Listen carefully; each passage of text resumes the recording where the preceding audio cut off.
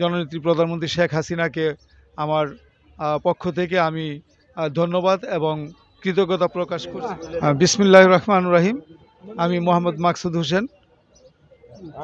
অনুষ্ঠিত হয়ে যাওয়া ষষ্ঠ উপজেলা নির্বাচনে আমি আনারস প্রতীক নিয়ে আমি ইনশাআল্লাহ বিজয়ী হয়েছি এবং বিজয়ের পর আমি আমাদের জাতির জনক বঙ্গবন্ধু শেখ মুজিবুর রহমানের প্রতিকৃতিতে আমরা শ্রদ্ধা অর্পণ করলাম এবং এই সাথে আমি বলতে চাই যে আমাদের যেই ষষ্ঠ উপজেলা নির্বাচনটি অনুষ্ঠিত হয়ে গেল, এই নির্বাচনে অত্যন্ত সুষ্ঠু একটি নির্বাচন হয়েছে এবং সুষ্ঠু ভোট গ্রহণ হয়েছে এবং এটার জন্য আমি আমাদের জননেত্রী প্রধানমন্ত্রী শেখ হাসিনাকে আমার পক্ষ থেকে আমি ধন্যবাদ এবং কৃতজ্ঞতা প্রকাশ করছি যে উনি ওনার নির্দেশনায় এরকম সুন্দর একটি উপজেলা নির্বাচন অনুষ্ঠিত হলো এবং আমাদের যেই নির্বাচন কমিশন পাশাপাশি যে আইনশৃঙ্খলা বাহিনী সবার নিরলস প্রচেষ্টায় এবং সবার আন্তরিকতার কারণে আমরা সুন্দর একটি গ্রহণযোগ্য এবং নিরপেক্ষ একটি নির্বাচন করতে পেরেছি